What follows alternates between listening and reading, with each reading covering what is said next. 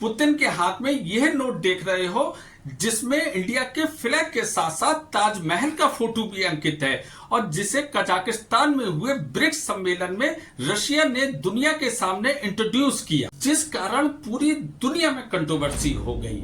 और अमेरिका ये मान रहा है कि भारत ब्रिक्स देशों के साथ मिलकर ग्लोबल करेंसी बनाने की कोशिश कर रहा है और डॉलर को इस नई करेंसी से रिप्लेस करने की साजिश रच रहा है। शिखर सम्मेलन में पुतिन ने एक प्रतीकात्मक ब्रिक्स बैंक नोट दिखाया। बैंक नोट के सामने वाले हिस्से पर ब्रिक्स के संस्थापक देश के झंडे देखे जा सकते हैं। Russia, India, China, Brazil getting together and sharing currency.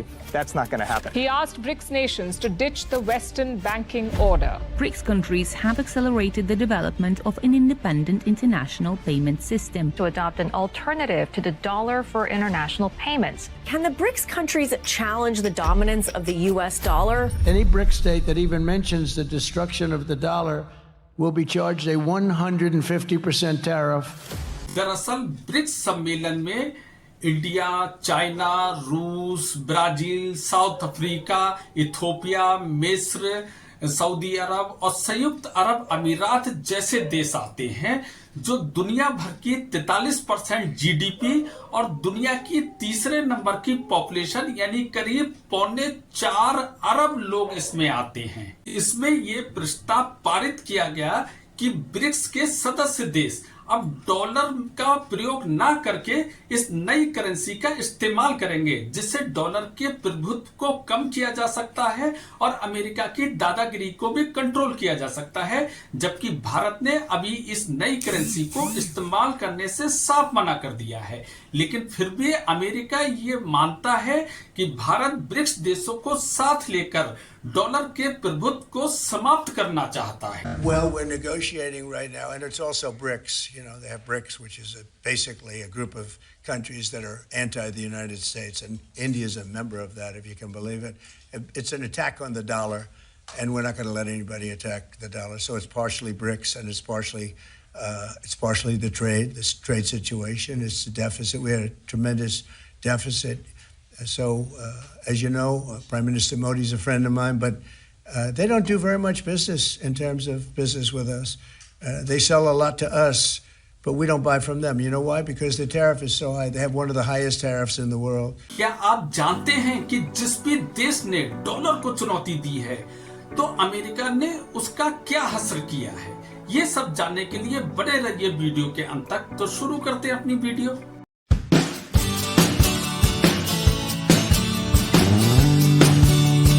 और अमेरिका को ऐसा लग रहा है कि भारत डॉलर को इस नई करेंसी से रिप्लेस करने की साजिश रच रहा है और अमेरिका की खुफिया विभाग ने एक रिपोर्ट जारी की है जिसमें यह पता चला है कि दुनिया भर के 14 देश इस नई करेंसी को मान्यता भी दे चुके हैं और इस करेंसी में जिस देश के पास जितना अधिक सोना होगा उसकी करेंसी उतनी ही मजबूत मानी जाएगी। अमेरिका का शक और भी मजबूत तब हो गया जब अमेरिका को पता चला कि भारत एक ऐसा काम कर रहा है जो अमेरिका की नजर में एक बहुत बड़ा अपराध है।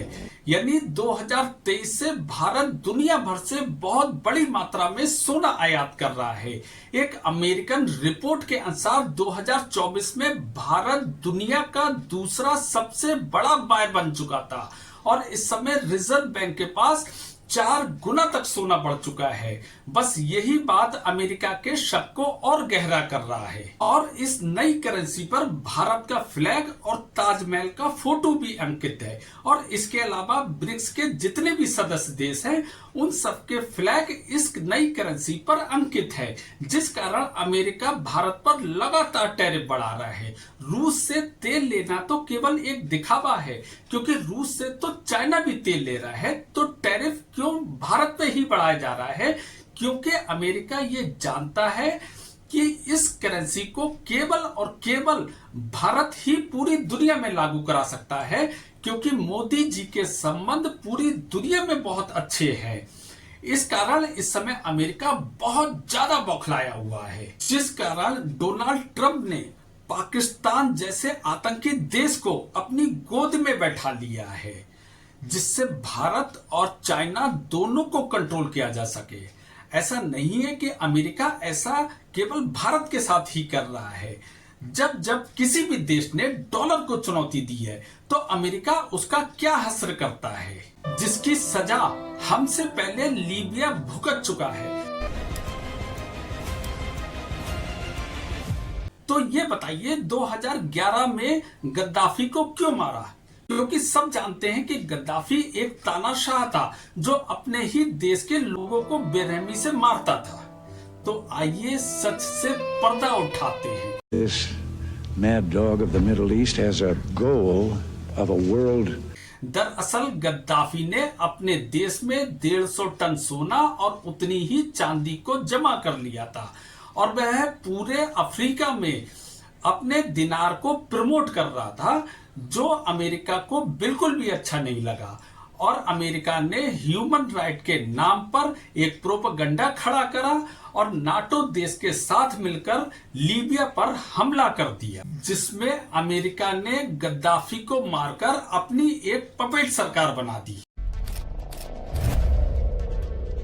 Today, I authorize the armed forces of the United States to begin a limited military action in Libya in support of an international effort to protect Libyan civilians.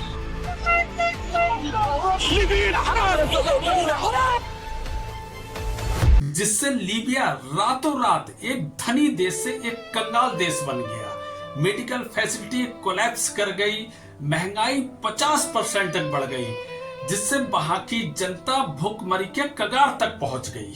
और इसके अलावा क्या आप जानते हैं कि इस तबाही में पूरे देश में केवल एक इमरजेंसी हॉस्पिटल बचा, जिसमें 3 से 4 लोगों को ट्रीटमेंट दिया जा रहा था। और अमेरिका ने नाटो देश के साथ मिलकर इतना बड़ा हमला करा जिससे पूरा का पूरा देश ही तबाह हो गया। और आखिर उसने ऐसा करा क्यों? केवल अपने डॉलर के लिए।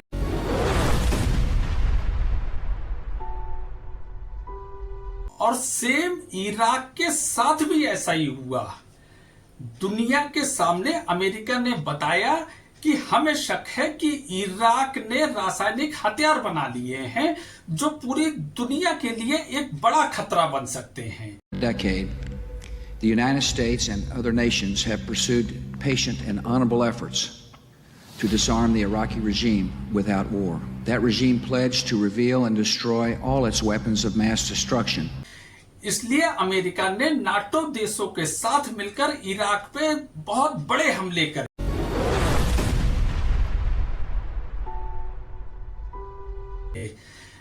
इसका परिणाम यह हुआ कि एक धनी देश बहुत जल्दी दुनिया के सबसे गरीब देशों की सूची में शामिल हो गया और इराक के 40 लाख बच्चे एक एक दाने को मोहताज हो गए, जबकि वहां तो कोई रासायनिक हथियार निकले ही नहीं।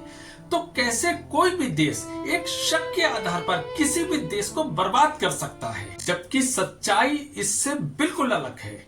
दरअसल पेट्रो डॉलर करके एक बुक है जिसमें साफ साफ लिखा है कि सद्दाम हुसैन डॉलर बंद करके अपने देश में यूरो में बिजनेस करने का प्लान बना रहे थे। इस बुक के पब्लिश होने के ठीक एक महीने बाद अमेरिका ने अपने डॉलर को बचाने के लिए नाटो देश के साथ मिलकर पूरे के पूरे देश को ही बर्बाद कर दिया।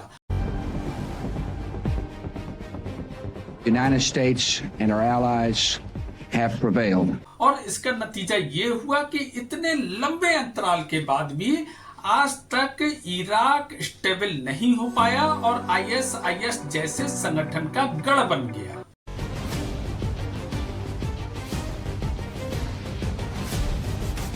और अब हम अमेरिका के दादागिरी की एक और मिसाल देखते हैं। दरअसल वेनेजुएला में निकोलस मेडुरो प्रेसिडेंशियल इलेक्शन में विजयी हुए, जबकि अमेरिका विपक्षी पार्टी जुआन गाइडो को प्रेसिडेंट बनाना चाहता था। तो इससे चिढ़कर अमेरिका ने वेनेजुएला पे इतने कड़े सैंक्शन लगा दिए और अपने डॉलर तक को वेनेजुएला में बैन कर दिया, जिसका असर ये हुआ कि अब वेनेजुएला किसी भी देश के साथ व्यापार ही नहीं कर सकता था। उसकी इकोनॉमी बिल्कुल गिरती चली गई, यहाँ तक कि उसकी करेंसी का हाल तो ये हुआ कि उसकी करेंसी की कोई वैल्यू ही नहीं रह गई। जनता भूखमरी का शिकार बन गई, एक एक दाने को तरसने लगे। वहां की जनता अपनी करेंसी के खिलौने और पर्स बनाकर बॉर्डर पर दूसरे देश के लोगों को बेचने लगे। तो इसे कहते हैं अमेरिका की दादागिरी या डॉलर की पावर। वह किसी भी देश पर सैंक्शन लगाकर पूरे के पूरे देश को ही बर्बाद करने की ताकत रखता है। और इसके अलावा पाकिस्तान, श्रीलंका, बांग्लादेश, इन सबको भी बर्बाद करने के पीछे अमेरिका का ही हाथ है। आपने भी न्यूज देखा होगा कि जब पाकिस्तान के प्रधानमंत्री इमरान खान ने रूस से दोस्ती बढ़ाना चाहिए, रूस से कुछ टाइम उनने बात करी, उसी के बाद अचानक उनका तख्ता पलट हो गया। बांग्लादेश में भी शेख हसीना से अमेरिका ने एक आइलैंड की डिमांड करी थी, जिस पर शेख हसीना ने अमेरिका को साफ तौर पर मना कर दिया। और उसके बाद अचानक वहां छात्रों का आंदोलन होता है, विद्रोह होता है और उनका तख्ता पलट हो जाता है। इसी तरीके से श्रीलंका का भी तख्ता पलट हो गया। तो अमेरिका जैसे चाहे जब चाहे हर देश में दादागिरी दिखाता है। और अब बात करते हैं इंडिया की, कि आखिर इंडिया डॉलर को इस नई करेंसी से क्यों रिप्लेस करना चाहता है। क्या यह संभव है कि इंडिया डॉलर के प्रभुत्व को समाप्त कर सकता है? तो थोड़ी देर के इस सारी भसड़ को एक साइड करते हैं और जानते हैं अपने रुपए की पावर को। क्या आप जानते हैं कि 1950 में रुपया केवल भारत की ही करेंसी नहीं थी, बल्कि पूरे मिडिल ईस्ट या खाड़ी के देशों की भी करेंसी थी, क्योंकि अरब देश की कोई भी अपनी खुद की करेंसी थी ही नहीं। क्योंकि अरब देश भी या खाड़ी देश भी अंग्रेजों के ही कॉलोनी हुआ करते थे, इसलिए इन्हें भी आजादी के मिलने के बाद वहां पर भी रुपया ही चला करता था। लेकिन 1962 और 1965 की जंग के बाद हमारे रुपए की वैल्यू लगातार गिरने लगी, जिससे खाड़ी के सारे देश घबरा गए और उन्होंने घबराहट में आकर अपनी खुद की करेंसी बना ली, जैसे दीनार है, रियाल है। सोचो अगर आज भी अगर उन देशों में आज भी हमारी करेंसी चल रही होती तो रुपए एक ग्लोबल करेंसी होती, लेकिन हम इस ग्लोबल करेंसी से बनते बनते कहीं ना कहीं चूक गए। आज हम सब जानते हैं कि दुनिया का 95% व्यापार डॉलर में ही होता है, जिस कारण अमेरिका पूरी दुनिया को कंट्रोल करता है, कभी टैरिफ के नाम पर, कभी हथियारों के नाम पर। और आज दुनिया का लगभग हर देश अमेरिका की इस दादागिरी से थक चुका है, तो किसी को तो आगे आना ही था। तो आज हमारे देश के प्रधानमंत्री मोदी जी ने डॉलर के प्रभुत्व को समाप्त करने का बीड़ा उठाया है, जिससे हमारे देश पर एक बड़ा खतरा मंडरा रहा है। Are you still open to negotiate with India on the tariff front? Well, we're talking to them now. We'll see what happens. Again, India was the highest or just about the highest tariff nation in the world. Modi ji की जान तक को खतरा पैदा हो चुका है। भारत की एक खुफिया रिपोर्ट के अनुसार अमेरिका जॉर्ज सोरोस जैसे व्यक्ति से भारत को लगातार अस्थिर करने की कोशिश कर रहा है। आपने भी गौर किया होगा कि भारत सरकार कोई भी फैसला लेती है उसके विरोध में एक बहुत बड़ा आंदोलन खड़ा हो जाता है, जिसमें हमारे देश के विपक्ष के कुछ नेता भी शामिल हैं। लेकिन भारत को अस्थिर करना इतना आसान नहीं है। तो आपकी क्या राय है इस विषय पर? प्लीज कमेंट्स करके जरूर बताएं। और अगर आपने मेरा चैनल अभी तक सब्सक्राइब नहीं किया है तो इसे अभी सब्सक्राइब करें, ताकि इसी तरीके के इंफॉर्मेशन वीडियो में लाता रहूं। तो फिर मिलते हैं अगले शनिवार को, तब तक के लिए थैंक यू वेरी मच, नमस्कार।